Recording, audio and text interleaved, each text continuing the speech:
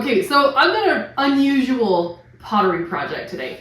It's a mixed media project, and it has to do with pottery that I made 2 years ago and never finished because I didn't have the right tools for it and I didn't have the right knowledge for it, but I knew I could do it. I just didn't know how. We were cleaning the kiln room out and I had a bunch of stuff in a box and I thought, wait, I can do that. I know exactly how to do that. I have somehow in the last 2 years figured it out and just didn't put 2 and 2 together. We're gonna go ahead and do it. We're gonna make some mixed media mugs with glow in the dark and glitter.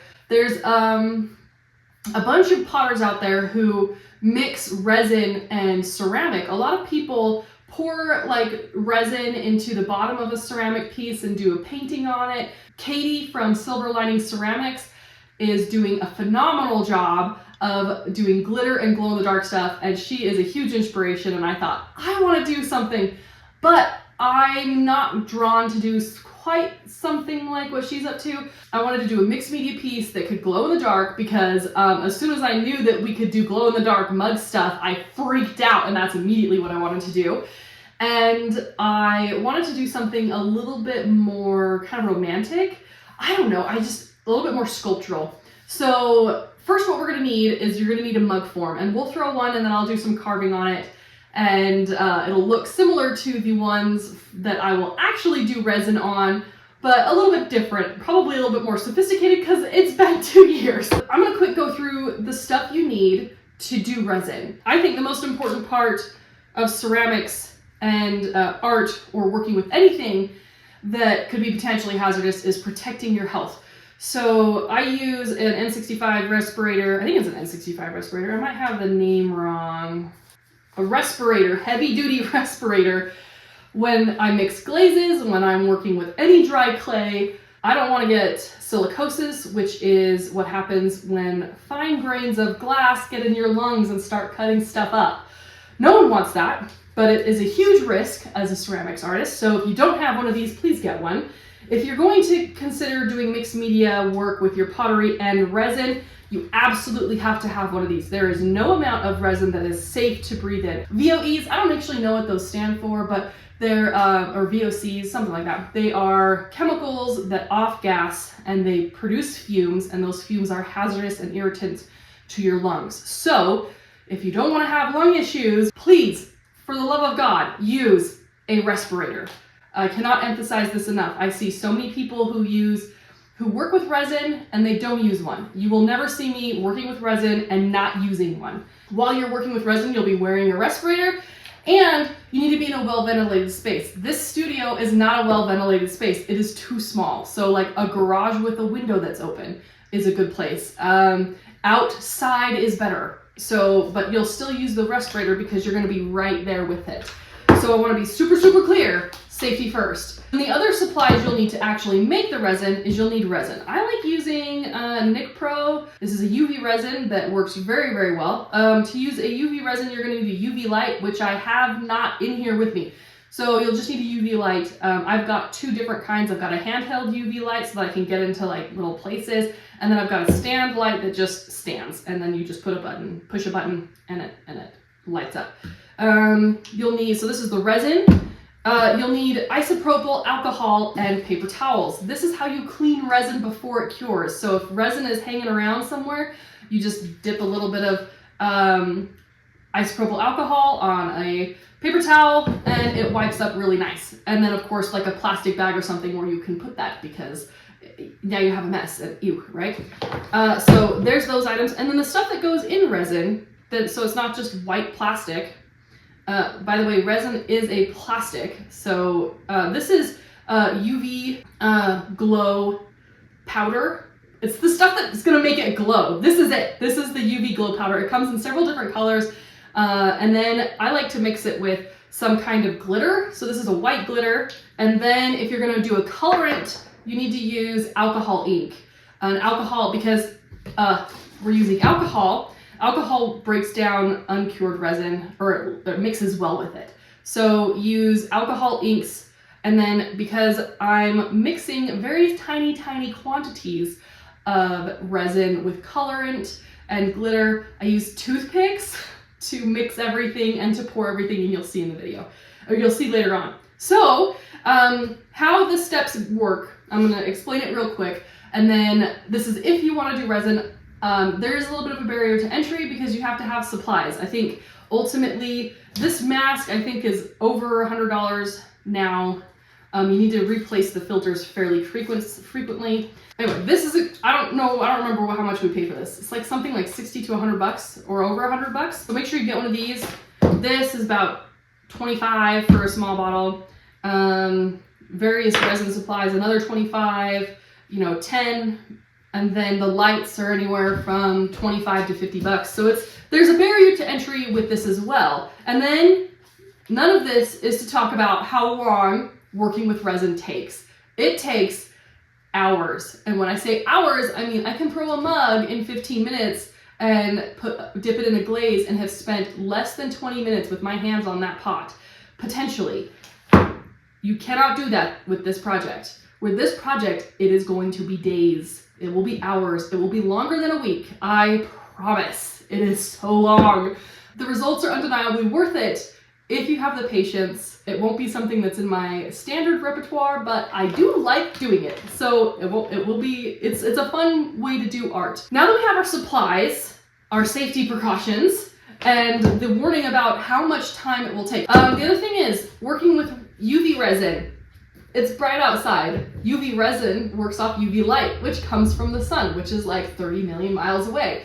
So, and it will cure in about 4 minutes with exposure to the sun. So you cannot, that means that the workable time from like mixing stuff, if it's fully under UV resin, you have about 30 seconds once the UV light is hitting the resin to actually work with it before it firms up too much to use or to work with. So, and then it's about 4 minutes before it's fully cured, depending on your resin. Some are different. So the problem is I cannot work during daylight, which means we have to wait for nightfall. Let's throw some mugs so we can get to work. Before we go, there's one last thing. You're gonna want nitrile gloves because you don't want this on your hands because your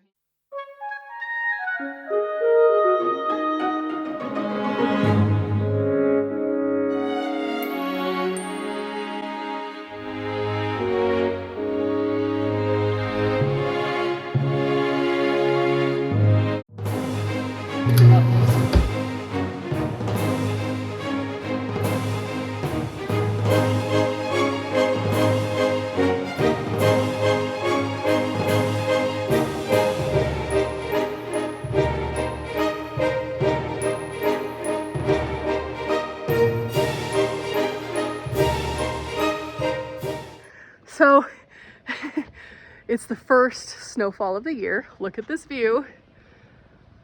That's what we look at when we're making pottery today.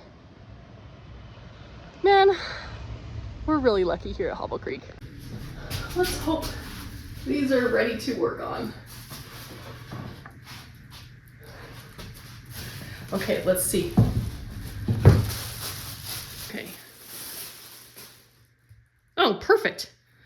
Look at that. Do you hear that? It's a good sound.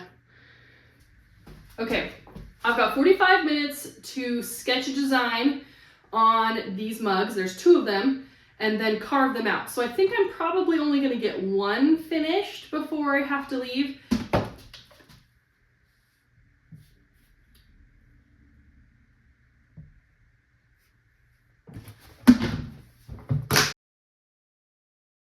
I'm gonna use a rubber drawing pencil thing. This is not what this is used for, but it's my pencil. Then I'll be using these diamond core tools, the P24 and the P18, to carve into the mug. Now be careful when you're carving into the mug that you don't carve too deep. It's really easy to do this. I got a bunch of sculptural loops and small tiny loops, these things, little tiny loops. I'll use these as we go.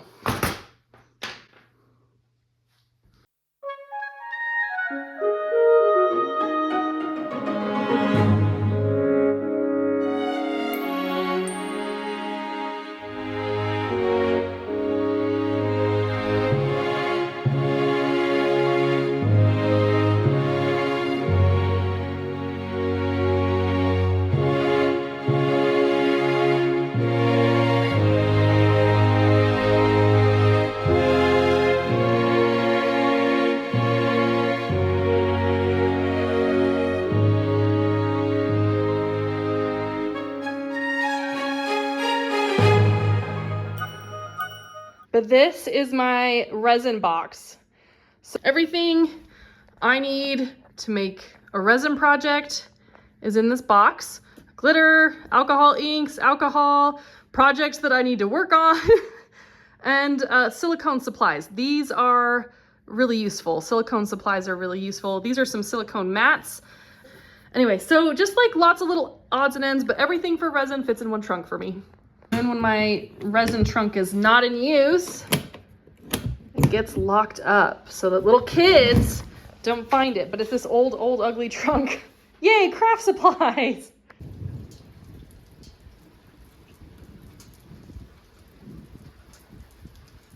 It's been almost 2 hours of prep work because I left myself a mess, so I had to clean everything first. So now I've got a new type of resin I'm testing. So I'm gonna use these little molds from, what are these?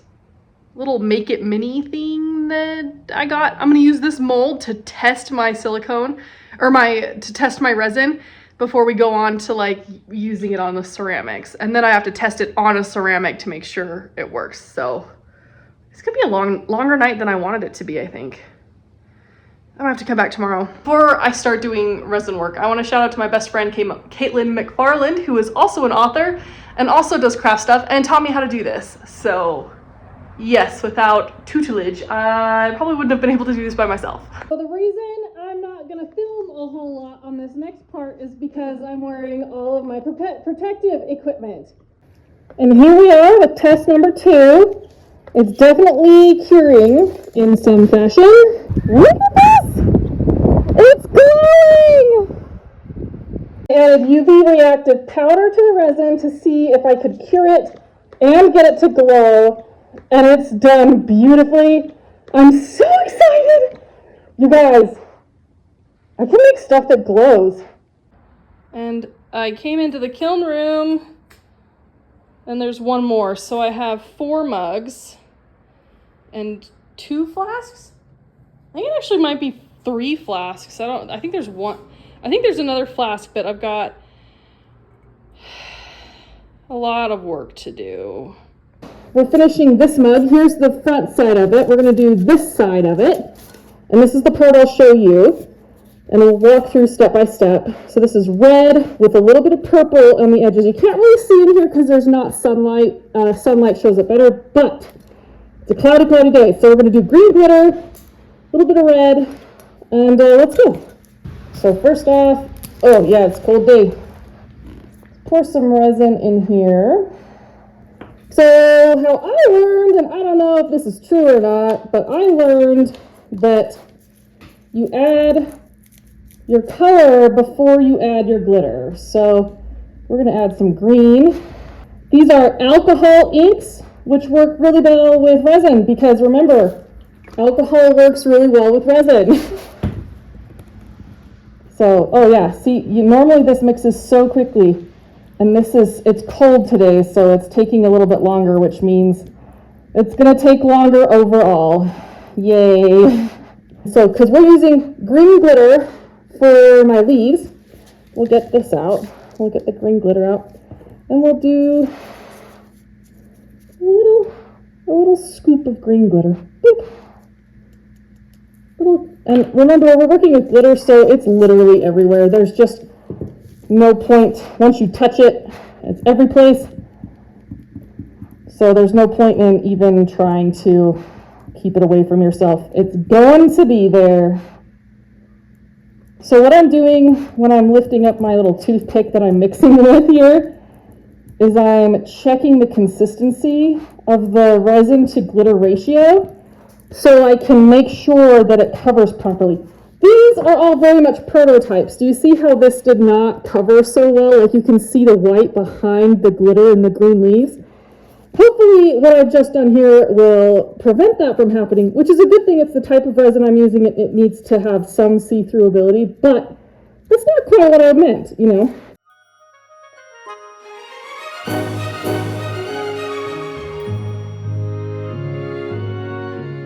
All right, mix up the green.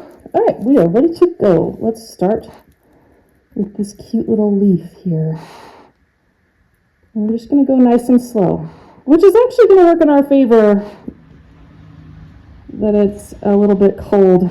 Maybe it might work against us once this heats up, which it will immediately do once we turn the light on.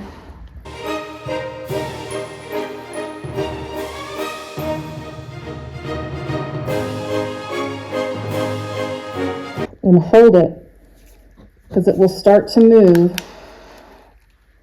And I've got a secondary light here to help it along. It's not moving too much. That's great.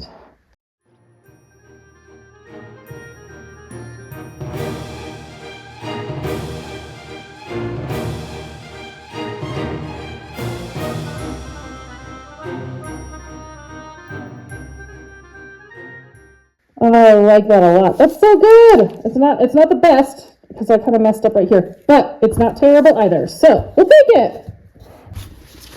See, there's little dots of resin everywhere because this is a messy process. Okay, here we go. We're going to do the first little part here. We just start slow and go.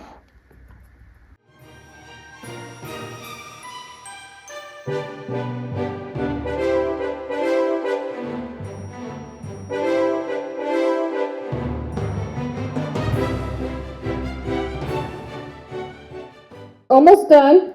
Now we just need to do the ribbon side, the top part. So we're going to do that, see how it goes in Snow White colors, which are probably just white. And maybe soft blue, because I think she has a ribbon that's soft blue, right? We'll find out. For the ribbon, I have chosen just white with clear resin. White glitter with clear resin. It should look really cool. It's not really showing super glitter, is it? I might have to go back to the drawing board on this one. Yeah, that's more magical. Alright, we'll add that in there, give it a mix, see what we get. A much more Snow White concoction, I think. Alright, we'll use this. This is acceptable to me.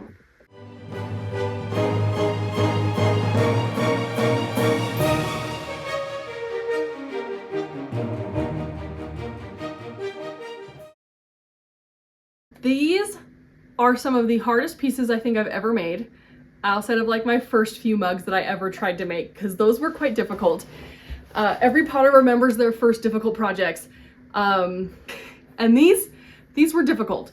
I meant for them to take 3 days. They took almost 10, and I had 7 pieces, and I only managed to finish 3, and of these 3, one of them still needs a little bit of work, so it's not quite done, but it's close enough to be here for the video. I adored working with resin. I think it is an excellent medium. I got to work with glitter, I got to work with glow-in-the-dark pigments, alcohol inks. I'm so happy that my friend Caitlin McFarland, who is also an artist and an author, took me under her wing to teach me how to do resin, and it was amazing. I had so much fun learning from her, and then also 2 years after learning from her, applying what I learned to mixed media pieces like this. And I think I'm really partial to this one, not just because it's black, because like, you know, it's my favorite color ever, but also because I got to work in glow in the dark, and it's like pink and green, and it's just, you know, like all the good things about Maleficent besides her attitude. These are all the colors that I love from the Disney Sleeping Beauty, the animated version, and like the stained glass feel of a fairy tale story that, you know, that I grew up with, the stained glass feel of the roses from Beauty and the Beast, in the prologue, the feeling of the snow and Snow White, and that purity of the story combined with the harshness of her red lips and the red apple. I just it's so good.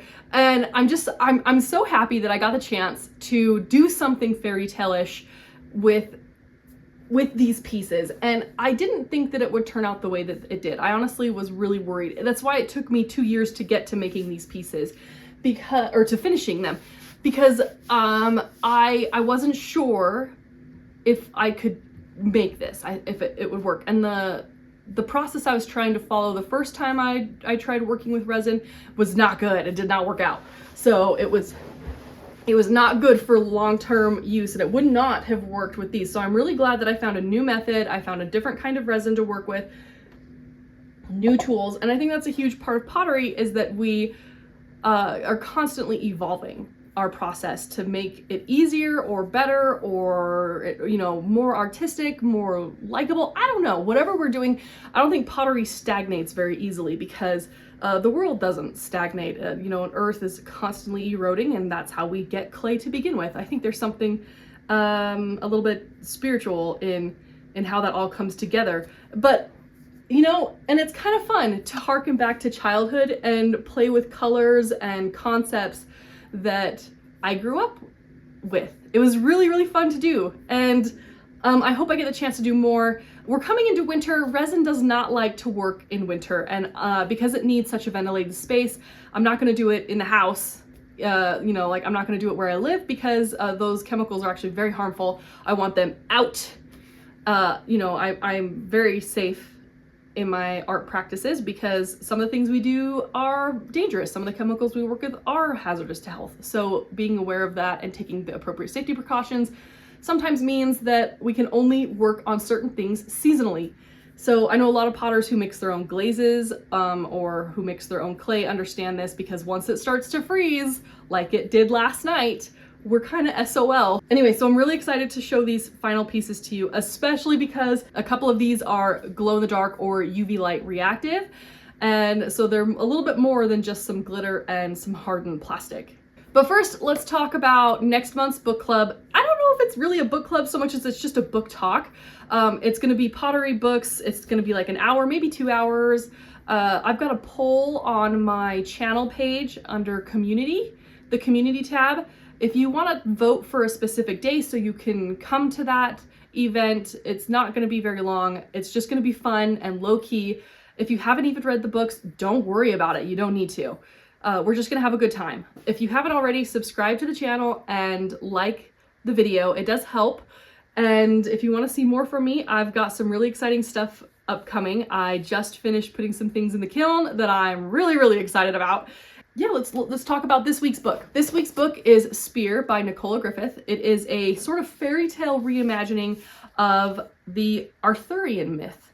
And it's done in such a way that feels lyrical without getting involved in like poetry.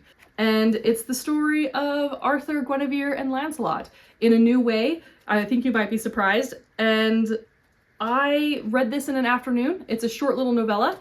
And I took this to the beach with me, and that's where I first read it. And it does give me some fairy tale vibes. So I think it matches really well with our cute little pots here today. Now, if you want to go pick that up, I'll leave a link below so where you can find it. It is a good short story.